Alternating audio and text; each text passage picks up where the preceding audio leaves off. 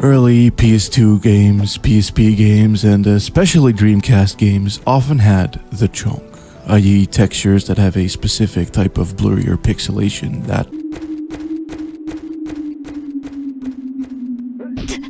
instead of making things look sharp, made shit look fat.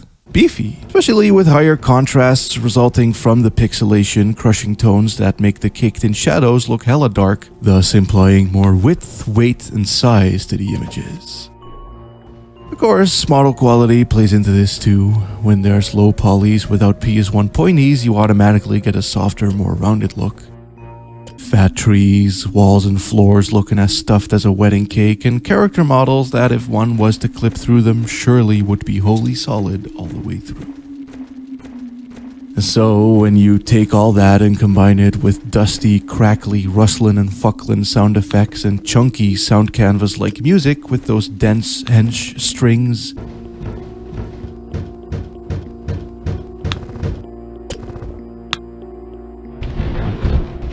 mid-range pizzicatos and harp plucks and somewhat dulled percussion, you straight up end up with a game that feels fucking incredible.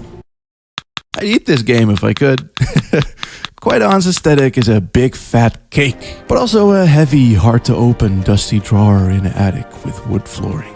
It's a big fat footstep set down in a dense layer of snow. You know what I mean? You know what I mean. Shit's excellent, and I don't think I've ever seen it re-invoked so deliberately. Most, if not all, things that look and sound this way do so due to their time and platform and not because of it being on purpose, but being that this is indeed a game about exploring dusty wooden places and opening drawers to find mysterious trinkets, and finding thine way about big, fat, thundering doors while slicing up little skunk goblins, it's hard to deny that nothing could have been more fitting. I do fuck with the grindset though, gotta say. The areas ain't small, but still dense on split ends and cute little details and distractions and set pieces and well-paced, spaced and planned out enemy placements.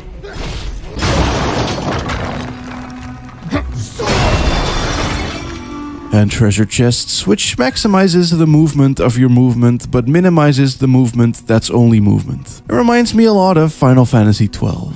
Has that same satisfying sense of exploring and looting where every action is part of the grind but also caked into the densely layered sense of atmosphere.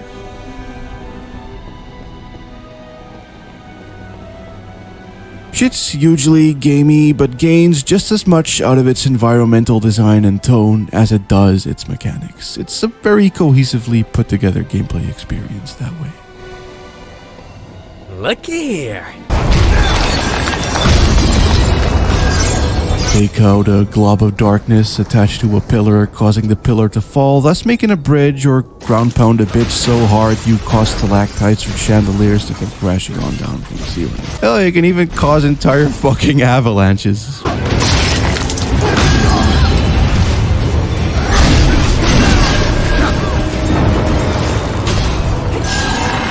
We survived. Focus on how we can do better next time. And you even get keycard puzzles leading to all manner of treasure-driven loop-arounds, walkways, and run-it-backs. In short, I never got bored at all while playing. Never got tired fighting enemies, never felt like I had to backtrack too much, never felt like shit was ever repetitive or samey moveset-wise. The jobs, the level layouts, fast pacing, frequent events and shakeups, and the sheer volume of stuffness all around all coincided to make for probably one of the funnest fucking times I ever had with an Action Hank character Jack game.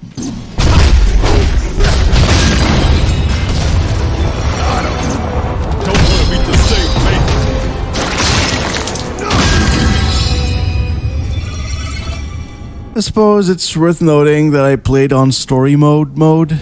If it were called easy, hard, and normal, I'd have gone with normal. But this framing made me feel like, you know what? Look at my channel, bitch. Do I look like I play hella action games? No. And so, off to the stuff I actually want to talk about we go.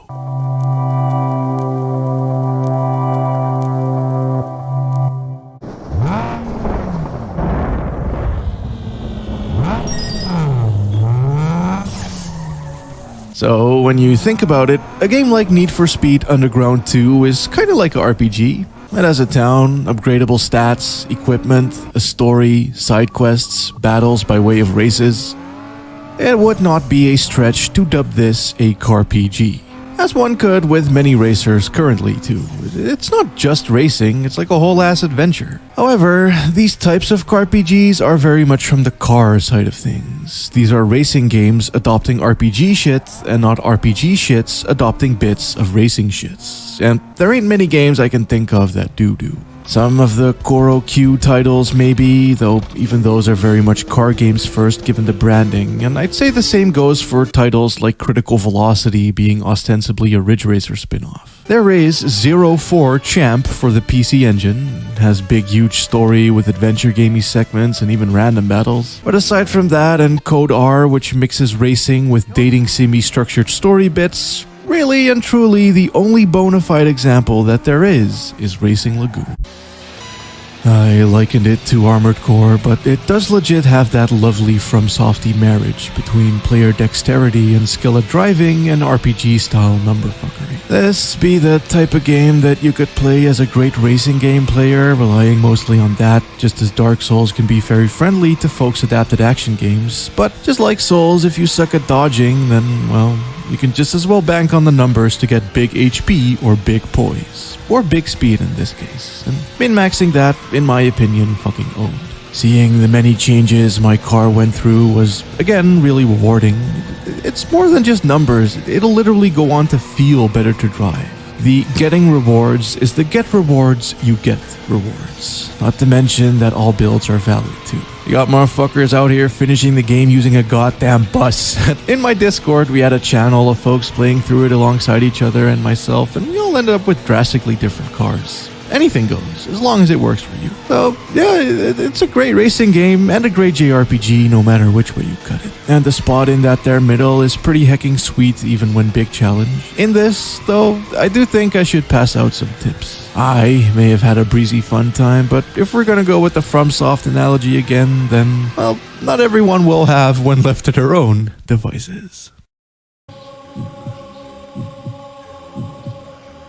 Over the years, I've said hella about how low poly, low textures benefit certain settings and vibes, whether it be the cluttery, dense, living nature of a jungle setting, or the obscured, detail-centric claustrophobia of horror, and how details can stick out more in generally more lower detailed environments, thus making it rife for potentially focused and easily directed exploration.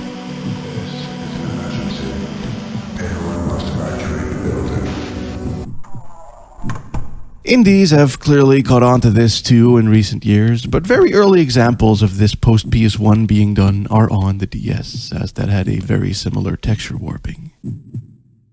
Dementium being one of the better known examples, starting off as a Silent Hill pitch, but rejected back into basic bitch. It is a rather steam horror gamey ass game.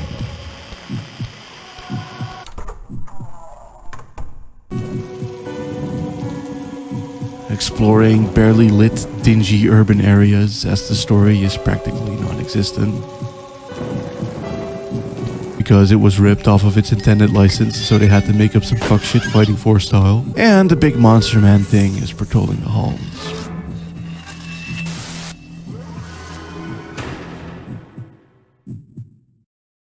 I'm reminded of titles like Nightmare House or any number of shitstorm bangers.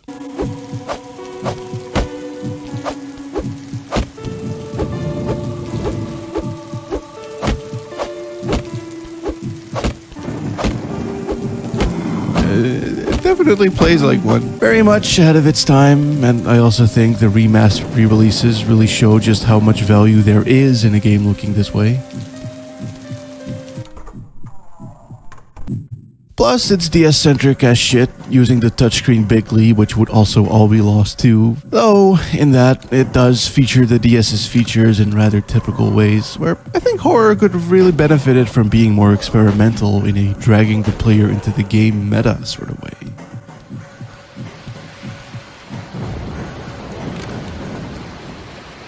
I mean, Nanashi no Game is exactly that, for instance.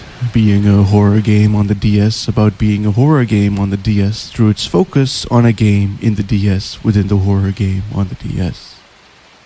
The Nameless game is the game within a Nashino game, Japanese for Nameless game. It's a little NES-style RPG that, while normal on the surface, has the ability to trap the player inside of the game, inside of the game. Inside of the game, inside of IRL though, you maneuver 3D environments in first person in order to figure out who, what, why this game in-game while dodging many ghosts. There's no combat. There is puzzles, but mostly there is walking very slowly and triggering events that make one switch game and flip DS to play the NES game in DS in-game again. I talked about the first game, so I'm not going to talk about it here, but I am going to talk about the second game as if it is the first game, as it basically is. Same gameplay, similar scenario, nearly identical story, reused assets and regurgitated sound effects, but really, really horrible character portraits that make this one look downright cheap in comparison, though still fine. I'd say the first game is better just because the sequel is more of the same, but not per se a gooder game, both in-game and in-game, but still the same.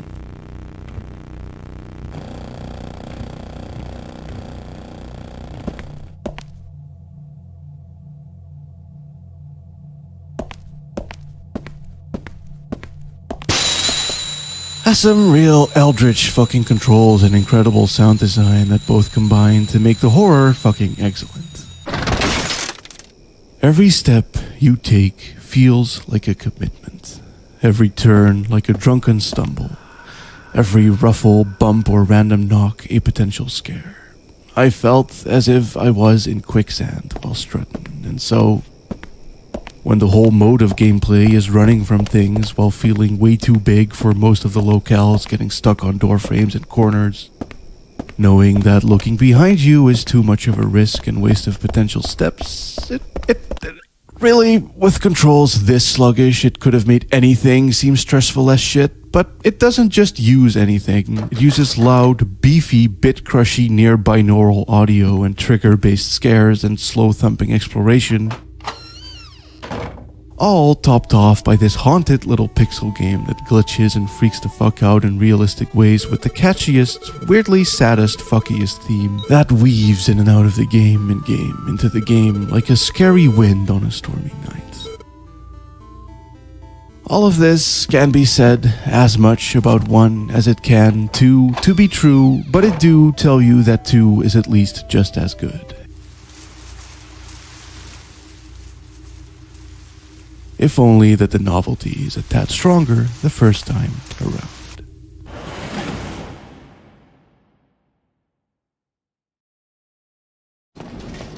So, I've been playing Demon Souls, and I like the game a lot.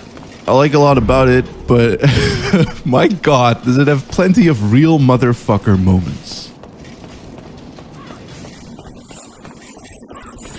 Starts off easy enough. I got to and beat Phalanx with only dying once to this scary looking dude over here, so I was all like, Oh, this is Babby game. Game easy for Big Babby. But then I got to the bit right after Phalanx, and let's just say that my very clean death tally took a bit of a tumble. First, I died a bunch trying to figure out where and when I could run and hide from this one-hit killing dragon child. Then, once I got that down mostly, I had to learn how to manage my stamina more better as to not repeatedly get ganked by these wolves, which of course led to me getting repeatedly ganked by these wolves. Then, I got sick of having to retrace my steps over and over, and so I decided that, fuck it, top of the wall only. Which, after a few deaths, I realized I could do, thus negating the wolves entirely, stands for that one bit where I learned that they can and will make their way up to you if you wait long enough, which certainly was a real motherfucker moment if I've ever seen one.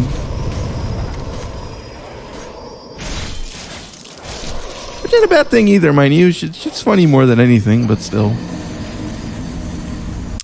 Once I had managed that shit, I got to the end where there's like a gaggle of archers and these knights, and my baby block with a shield and hit conservatively Kingsfield tactics that had gotten me this far were definitely beginning to fail. So I headed back into the old area, did some grinding, got a bit faster, bit more health, changed my hat, big things.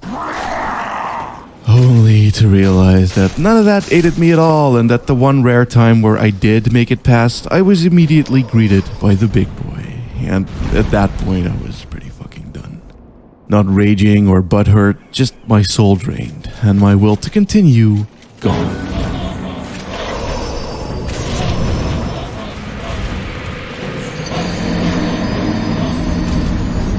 However, my friend Devin told me, Get naked and grab it with both hands. and suddenly I wanted to go back. I had a goal, a new tactic, and a reason to keep hitting myself, and lo and behold, I may have first dipped into the other levels for a bit, just for my own variety's needing sanity's sake. Did some grinding in World 4, talked to a bunch of people about it, nearly lost my mind a few times. Explored the second level, unlocked my first shortcut, which felt good. Did a bit of big exploration, resulting in big souls, resulting in big upgrades. Nearly beat a boss on my first go, felt emboldened as fuck, went back to the place that seemed nearly impossible at first, one-shotted every guy on the wall, went to the tower boy, fucked his lackeys, set my sword on fire, and beat that pussy up like it didn't know what hit it.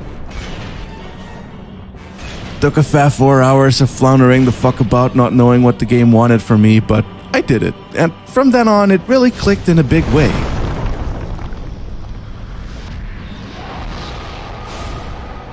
And I say all of this because you really only hear shit from expert Souls fans, certainly on something a bit less popular as Demons, and so when you mention stuff like this, you only get people saying, man, it's not hard, you just gotta do... But it is that hard.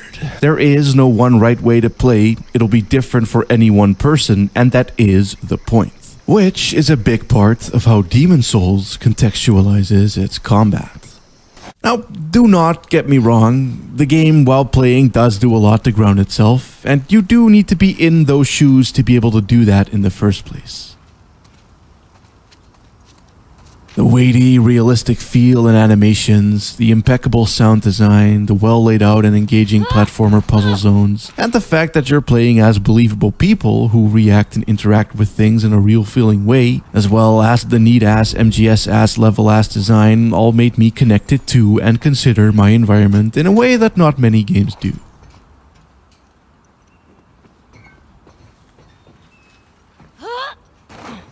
And that's worth a ton, as it shows that it can replicate what a title like Demon Souls does through means outside of just pure mechanics.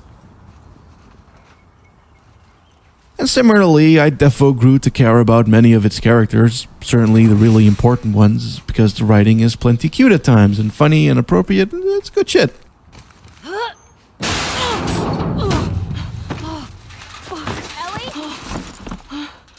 I'm good. Almost died. But I wasn't initially into it overall in the same way that I was with just the grounded exploration because of how it constantly had to cut between shit so fast.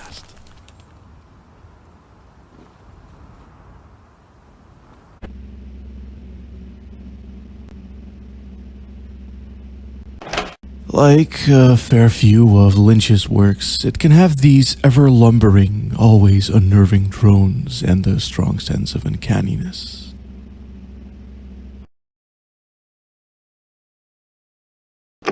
I feel like the folks working on this knew what 90s CG actually looked like, not blinded by ambitions or illusions of realism, but instead fully embracing how fucked up, creepy, and unnatural these shits tended to look.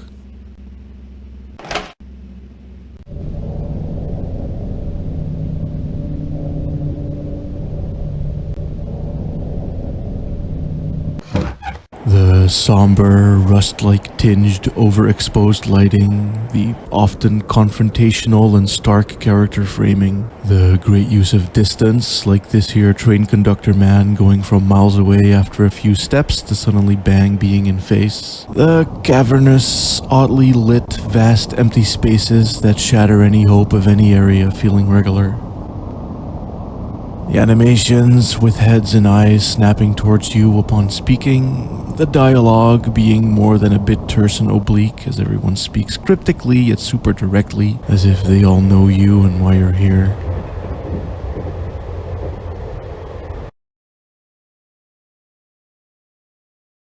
and the fact that you're almost exclusively engaging with weird, cold, alien-like machines make for frame after frame after frame of weird, off-putting cool shit.